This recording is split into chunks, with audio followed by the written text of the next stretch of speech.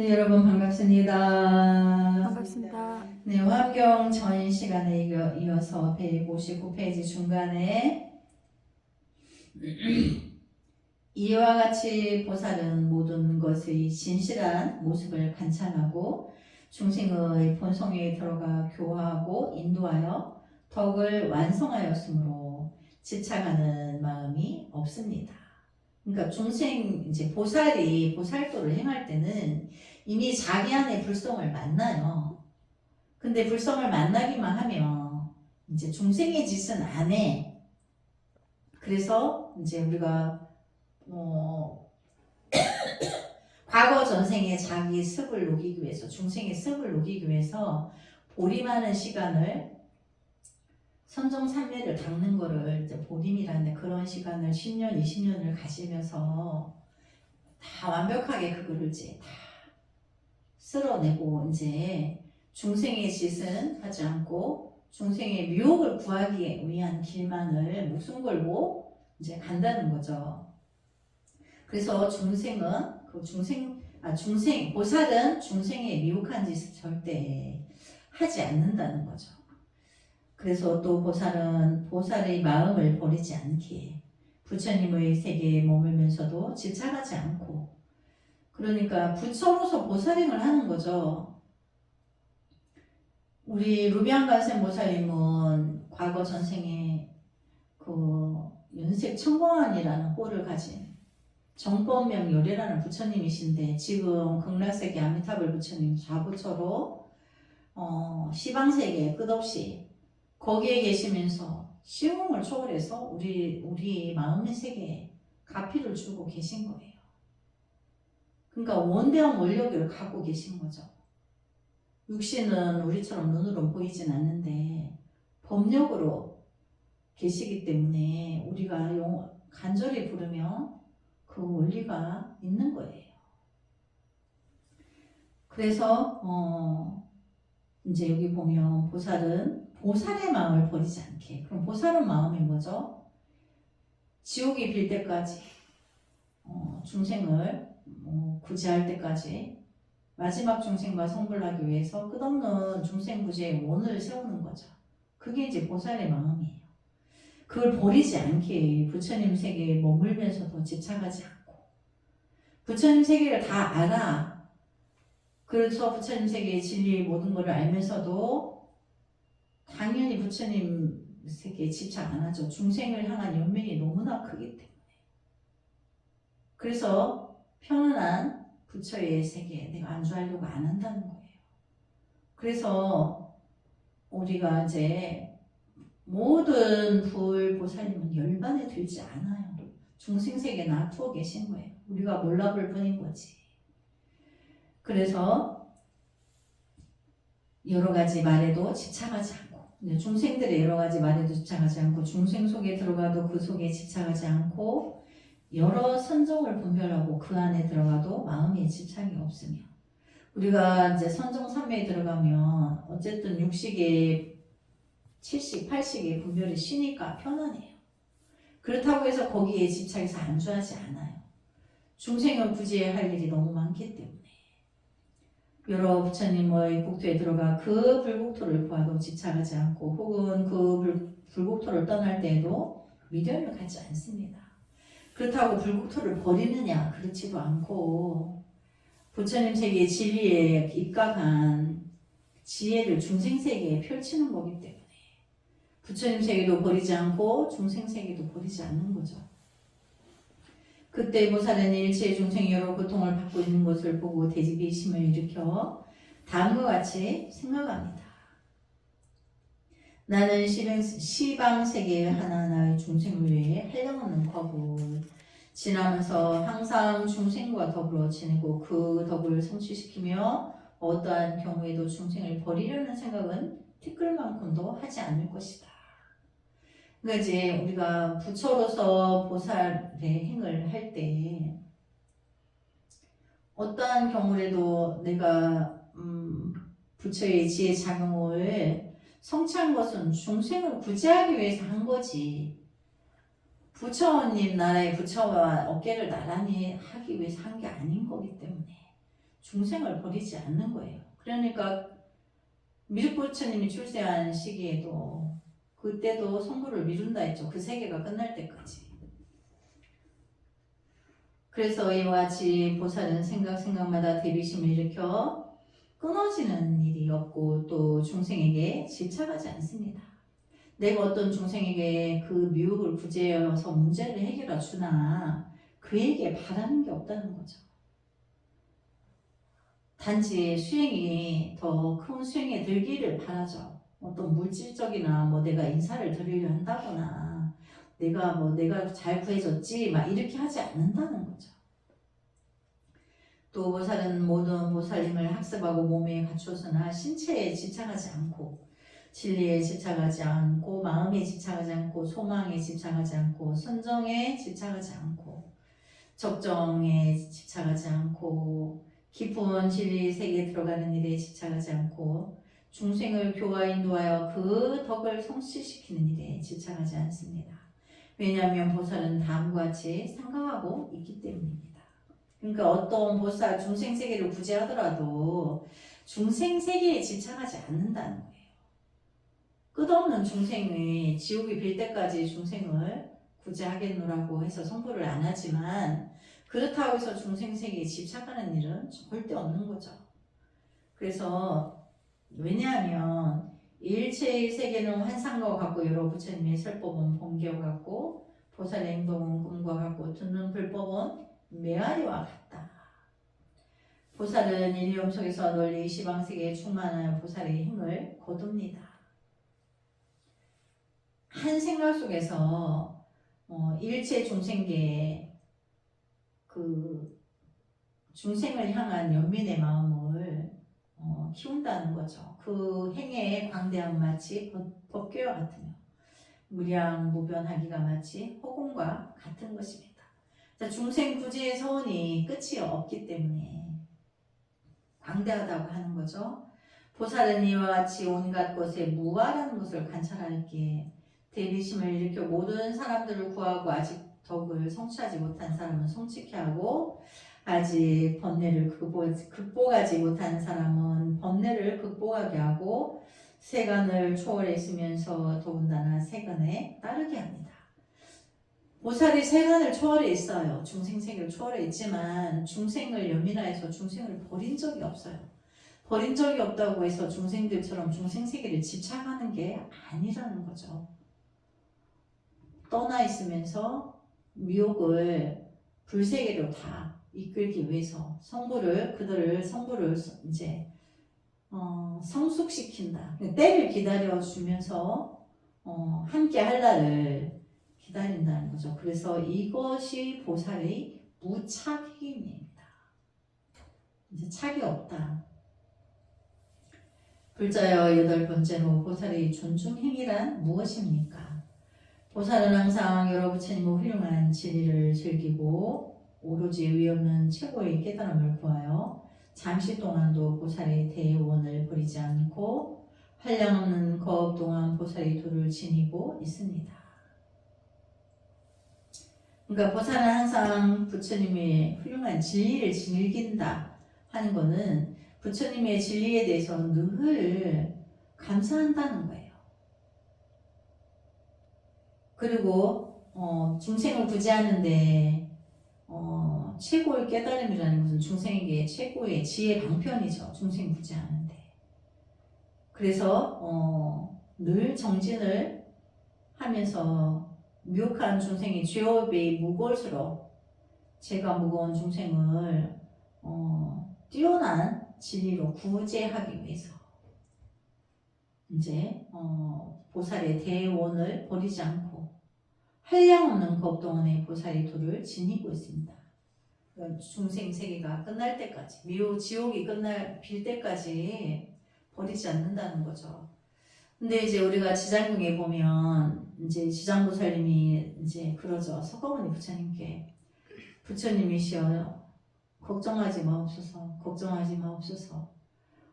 아일따께서 성불하실 때까지 제가 중생의 죄업을 책임지겠나이다. 그러죠.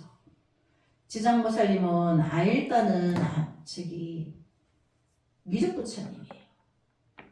용화수 아래서 미륵부처님이 출세하신다 하셨죠. 다음에 오실 미래의 부처님이 그 미래에 오실 부처님이 미륵부처님이 인간의 수명이 8만 세일 때 놔두신다 했어요.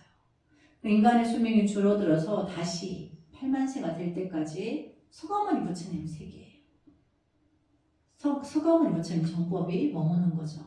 그때 왜 이제 불법이 많이 쇠퇴해서 미혹하실 때 미륵 부처님이 출세하는데 그럼 서가모니 부처님과 법이 다르냐? 아니, 같아요. 이름만 다를 뿐인 거예요. 그래서 이제 그러면 미륵 부처님은 서가모니 부처님 시대에 서가모니 부처님의 이제 좌부처이신 미륵보살이에요. 미륵보살이 다음 생에 미륵부처로 오신다. 근데 서가모니 부처님 제자죠. 근데 세계가 끝나서 불법이 이제 완성을 하여서 미륵보살이 미래에 미륵부처로서 출세한다. 이거를 서가모니 부처님이 이제 이미 법을 설하셨어요.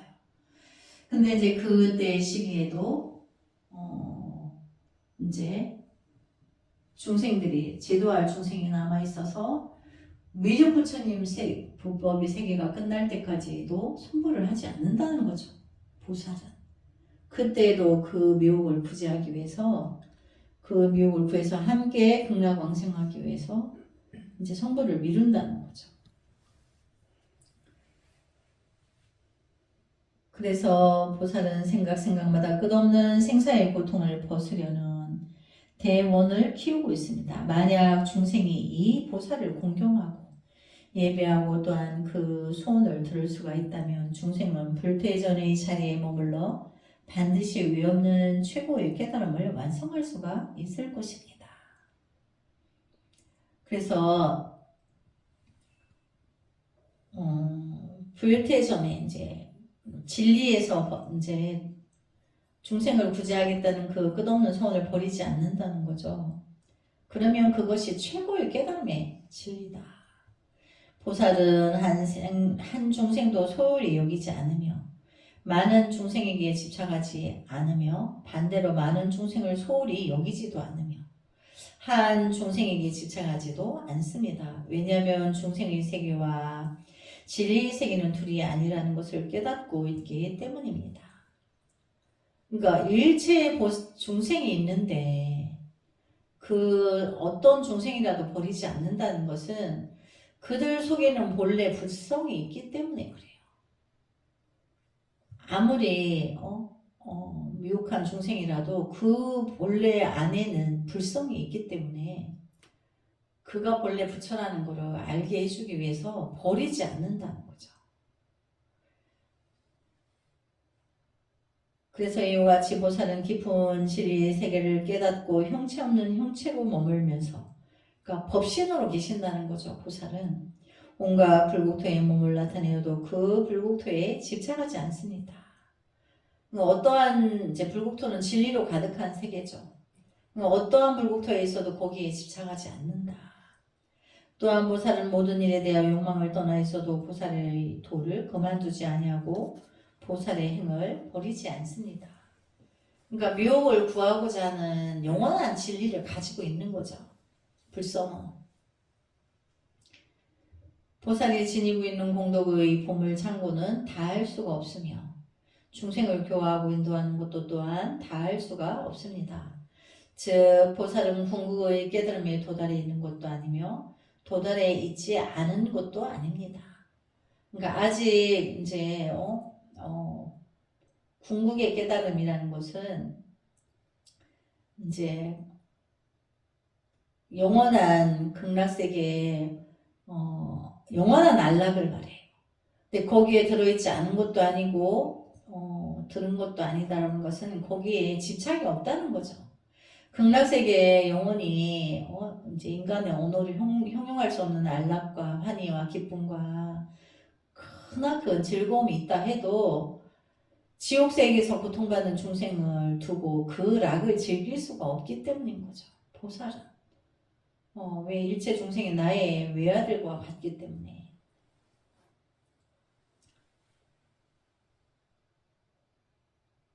그래서 보살은 이와 같이 중생을 소중하게 생각하는 제 마음을 성취하여 항상 보살의 행을 닦고 일체 중생으로 하여금 영원히 나쁜 길에서 떠나게 하고 중생을 교화하고 인도하여 삼세 여러 부처님 진리 속에 편안히 머물게 합니다. 그리고 다음과 같이 생각합니다. 모든 중생은 은혜와 옳은 것을 모르고 서로 해치며 사심이 불타오르고 정도를 어겨서 번뇌가 많으며 무지의 어둠에 덮여 있다. 나는 오로지 일체 중생이 번뇌를 극복하고 일체 중생을 청정케 하고 또한 구하려고 생각할 뿐이다. 이것이 보살의 존중행입니다. 그러니까 일체 보살은 일체 중생을 존중한다는 거죠. 왜? 그 안에 본래 불성이 있기 때문에 한 중생도 버릴 수가 없는 거죠. 한 중생을 버리면 부처를 버린 것 같아. 그러니까 버릴 수가 없는 거죠. 그래서 불자요 9번째로 보살의 선법행위란 무엇입니까? 보살은 일체 중생을 위하여 청정한 진리의 연못이 되며 정법을 수하여 부처가 될 씨앗을 끊어지지 않게 합니다. 이제 자기의 불성을 본 이제 보살도에 들었는 보살은 부처님의 이 정법의 원리를 계승하고자 해요. 그래서 스님이 우리 개심종이라는 종단 그 업무로서 개심사로 그 부처님의 정법을 전하는데 그 진리를 바르게 전하기 위하여서 종단 업무를 보는 거죠. 그래서 보다 더 또 이제 미륵부처님 세계의 진리는 일체 중생을 갓 태어난 아가로 보고 그 죄인도 죄 많은 중생도 갓 태어난 아기로 보아서 그 아기를 버리지 않고 일체 보살은 그 착한 아가를 안락으로 안아서 성인의 지위에 이끄는 그 일을 버리지 않는다는 거죠. 그게 미륵부처님의 진리인 거죠. 그래서 미륵부처님의 진리는 더더욱 자비가 광대하여서 죄 많은 죄인도 착한 아가로 보고 용서하여서 그 안에 불성이 있음을 알게 해서 또 부처로 탄생하게 하는데 그것을 보살이 그 성인의 지위에 이제 오르게 이렇게 이끌 때 천만호 부처님들이 환희 용양하신다. 기뻐서 춤추고 이렇게 날뛰시는 것처럼 그렇게 기뻐하신다. 그 뜻이 환희 용약이에요. 그래서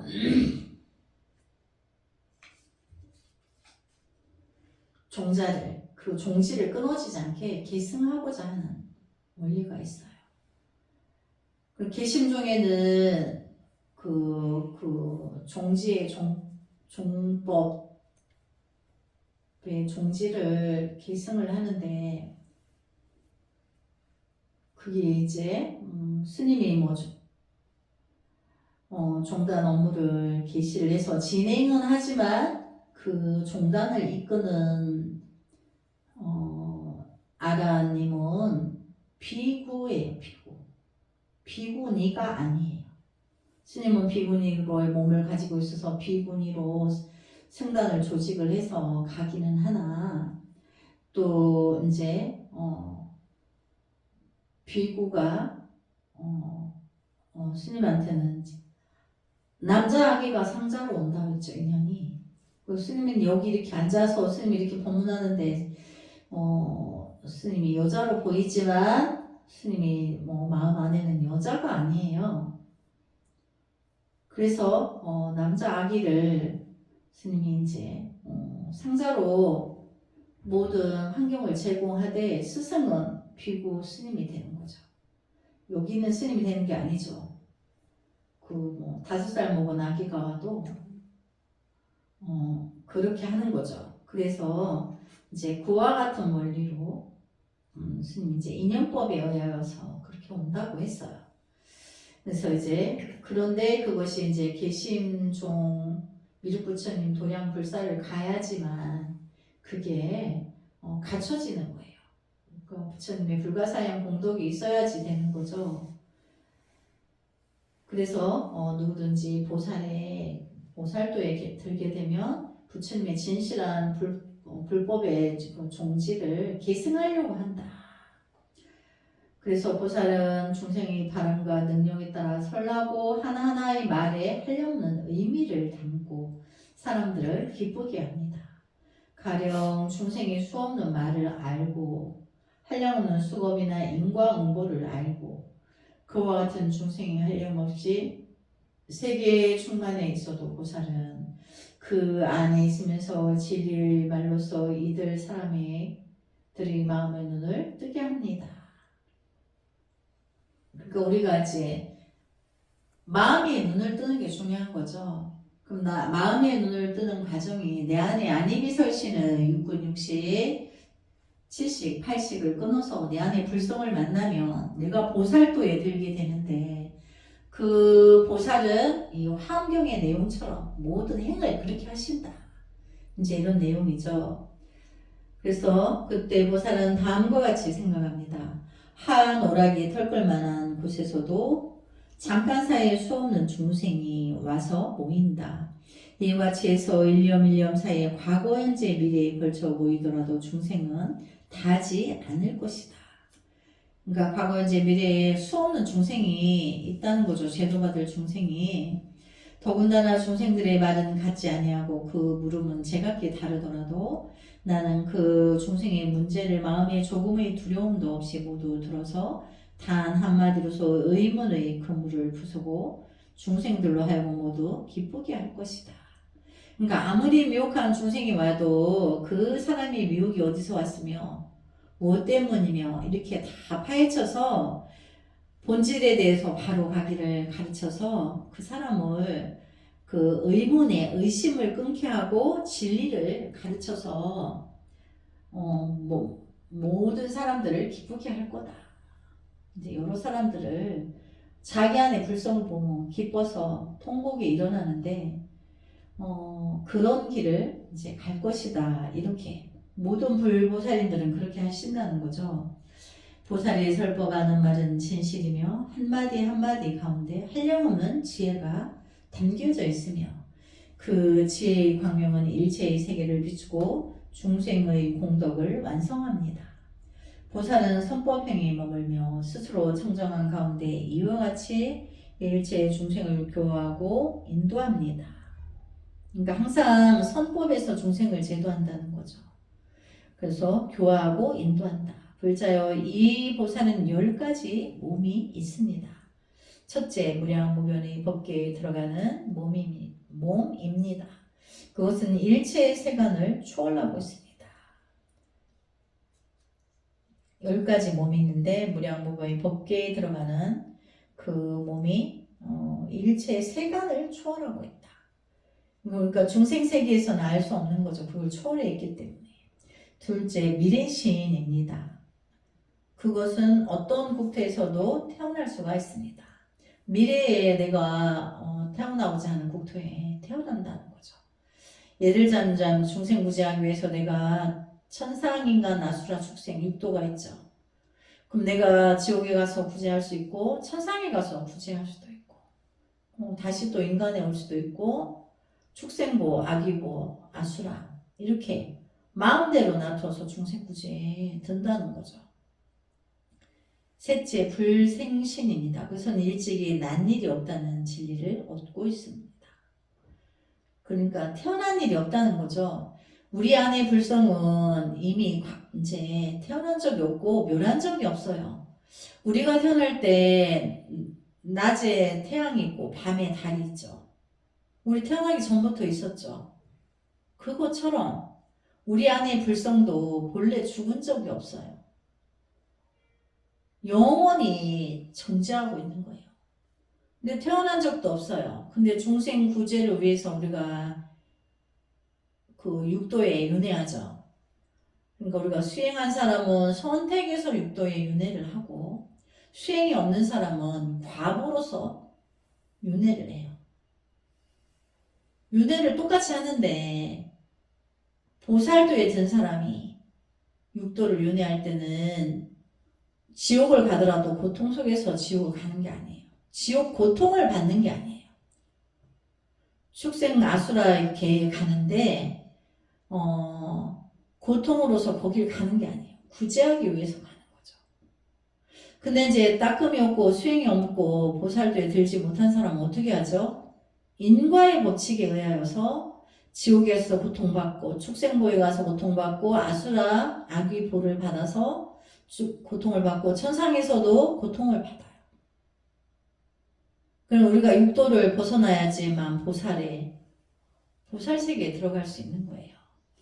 근데 우리가 금생에 공부해서 부처님 정법을 공부해서 내가 인간생에 육도에 있죠. 근데 내가 이 화엄경을 공부하는 사람은 보살도에 드는 거예요. 그래서 내가 마음대로 선택해서 태어난다는 거죠. 중생 무죄를 위해서. 근데 이제 윤회를 해. 그리고 우리가 이제 선택해서 오는 걸 원생이라 해서 우리가 성불하지 않겠습니다. 하지만 나 성불할 거예요. 이렇게 죽은 사람이 성불 못하죠. 그럼 인과의 업보로 과보로서 축생보에서 축생보를 받고 또 지옥 가서 지옥고를 받고 언제 또 천년 만년 끝에 인간의 세상에 올지 몰라.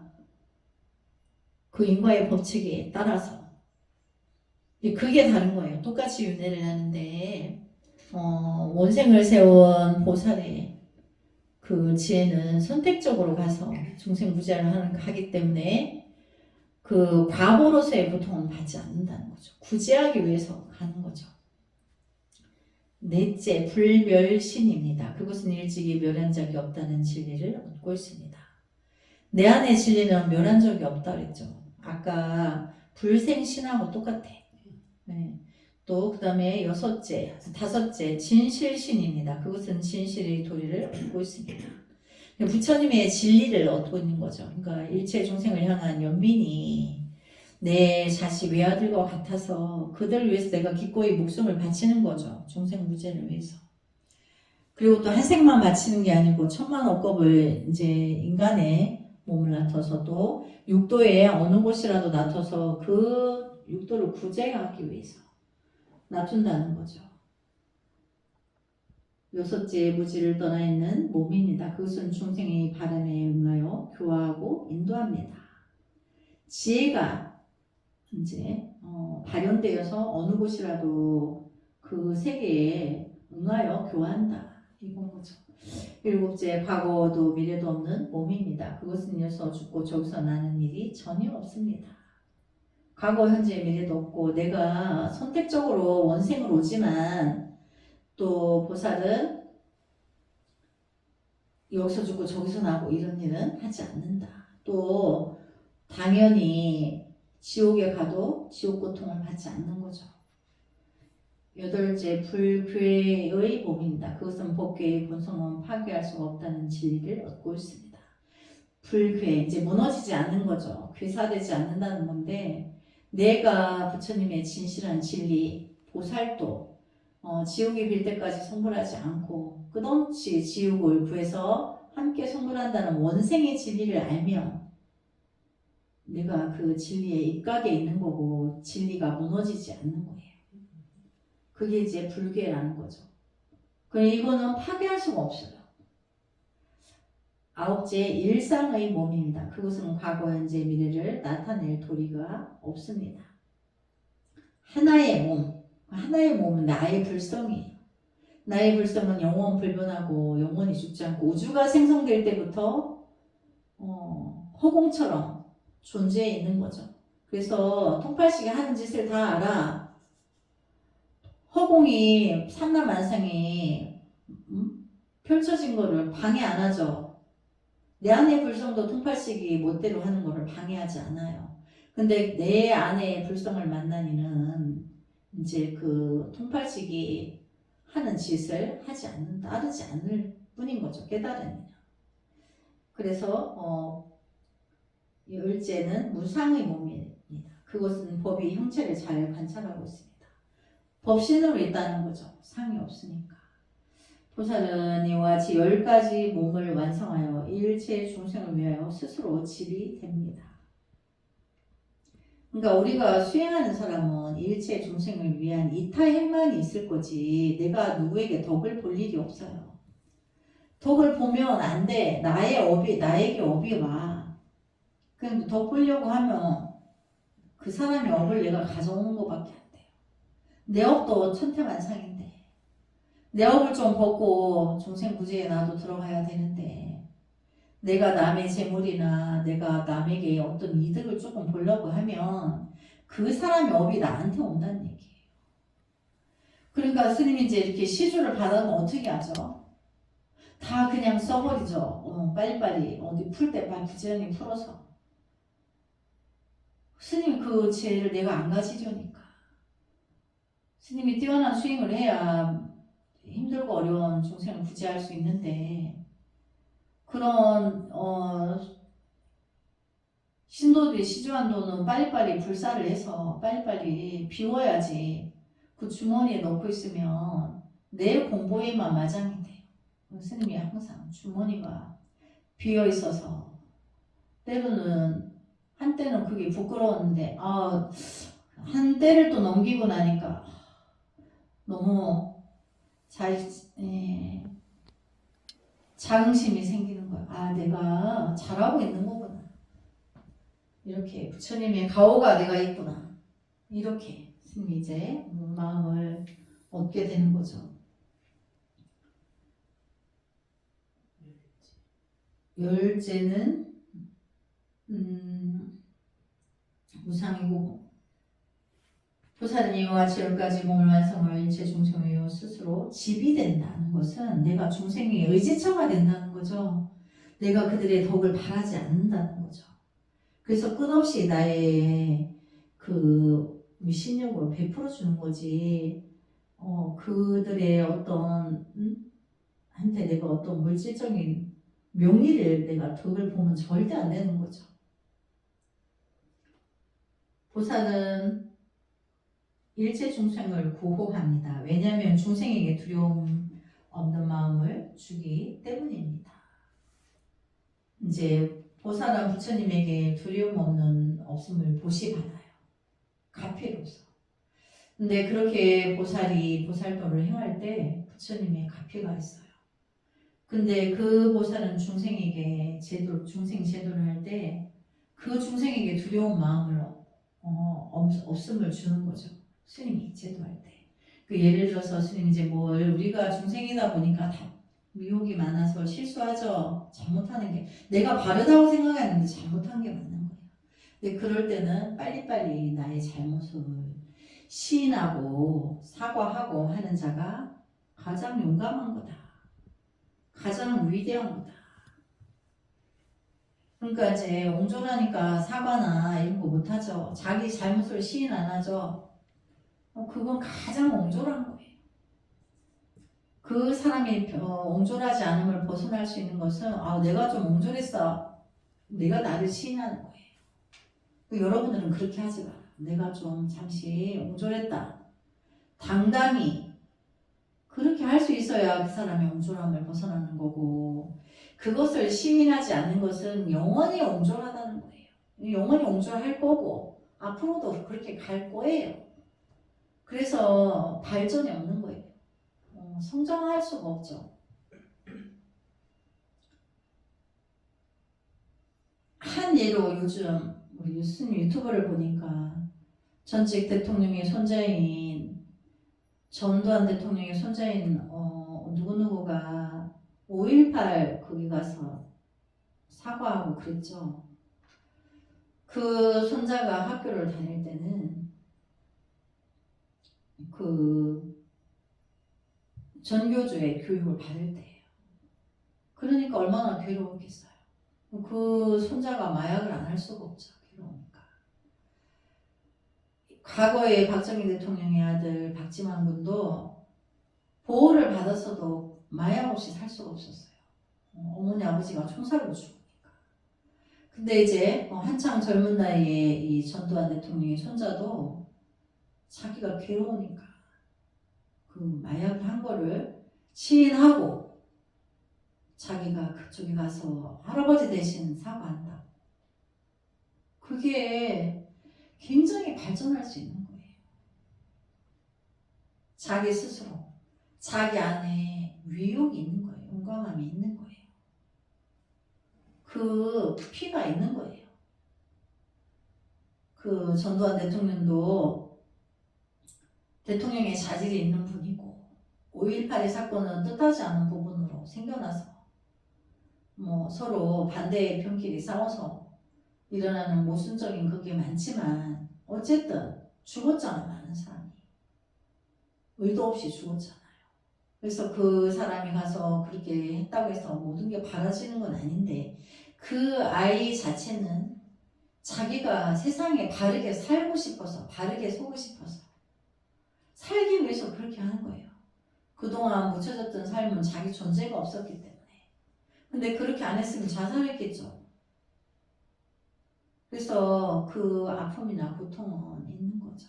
근데 그걸 시인하는 게 굉장히 용감한 거라는 거죠.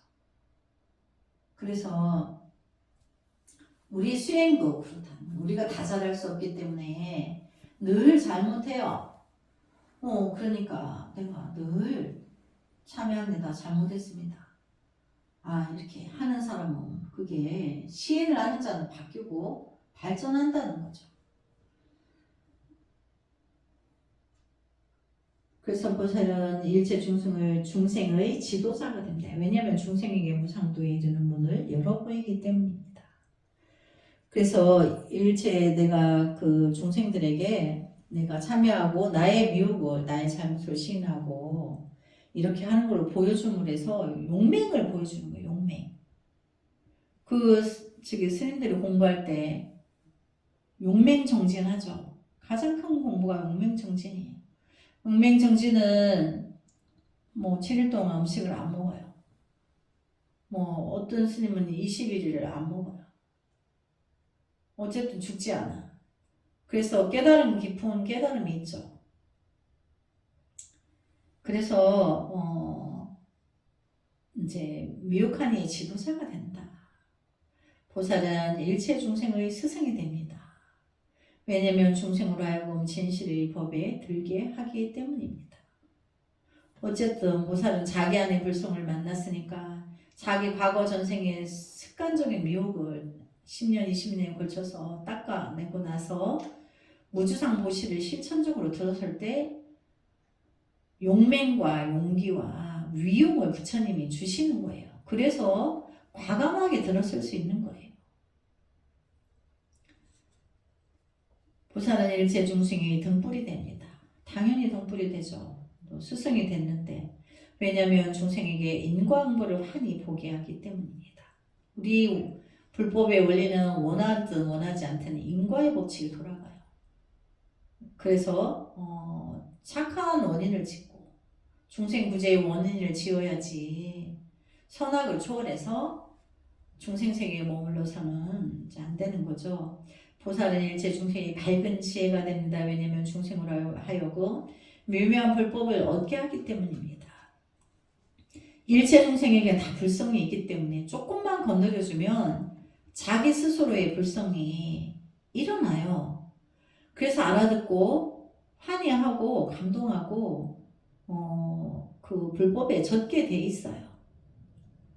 그래서 그거를 이제 우리가 속가에서 용어로 줄탁동시 이렇게 쓰는데 병아리가 알에서 깨어나올 때 안에서 부화돼서 깨어나오는 병아리가 부리가 약하니까 안에서 톡톡톡톡 이렇게 소리를 바깥에 있는 어미닭이 듣는데 그 소리를 들으면 바로 어미가 큰 부리로 껍질을 쪼개줘서 호흡을 할 수 있게 그렇게 해서 이제 병아리가 이제 안에서 톡톡톡톡 이렇게 해서 안 깨지니까 어미닭이 바깥에서 깨줘서 나오는 이게 이제 우리가 스승 제자 간의 공부도 줄탁동시다 이렇게 하는데